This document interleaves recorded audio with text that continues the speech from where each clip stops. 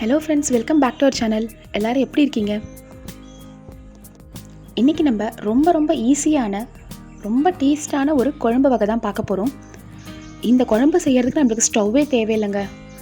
ஆந்திராவில் பார்த்தீங்கன்னா அடிக்கடி செய்யக்கூடிய குழம்பு இது. இப்போ வாங்க நம்ம அந்த குழம்புக்கு தேவையான பொருளுங்க என்னென்னு பார்க்கலாம். இந்த குழம்பு நம்ம கொதிக்கெல்லாம் வைக்கவே போகிறதில்ல. நம்ம எப்படி நம்ம சாட் ஐட்டம்ஸ்லாம் பச்சையாக சாப்பிட்றோம் இல்லையா, அதே மாதிரி இந்த குழம்பு பச்சையாகவே நம்ம சாப்பிட போகிறோம்.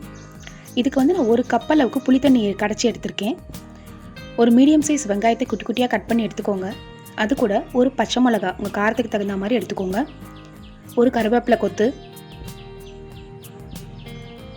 இப்போ வாங்க நம்ம இது எப்படி செய்யலான்னு பார்க்கலாம். இப்போ ஒரு பவுலில் நம்ம புளித்தண்ணி எடுத்துருக்கோம் இல்லையா, ஒரு கப் அளவுக்கு அந்த புளித்தண்ணி எடுத்துக்கோங்க.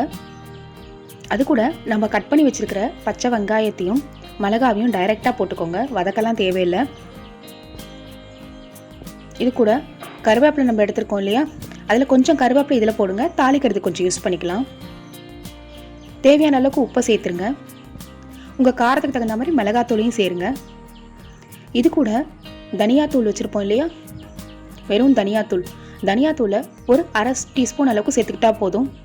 நீங்கள் புளி எவ்வளோ எடுத்துக்கிறீங்களோ அதுக்கு தகுந்த மாதிரி தனியாத்தூளையும் மிளகாத்தூளையும் மாற்றிக்கோங்க. இப்போ நல்லா மிக்ஸ் பண்ணி விட்டுக்கோங்க. இப்போ ஒரு பேனில் கொஞ்சமாக கடலெண்ணெய் விட்டுக்கோங்க தாளிக்கிறதுக்காக. இதில் கடுகு, கொஞ்சம் வெந்தயம், ஒரு 1/4 டீஸ்பூன் அளவுக்கு சீரகம், கொஞ்சமாக பெருங்காயத்தூள், இது கூட நம்ம கருவேப்பிலை எடுத்து வச்சுருக்கோம் இல்லையா பாதி, அது மீதி இருக்கிற கருவேப்பிலை போட்டு தாளிச்சிட்டு நம்ம அந்த குழம்புல சேர்த்துக்கலாம்.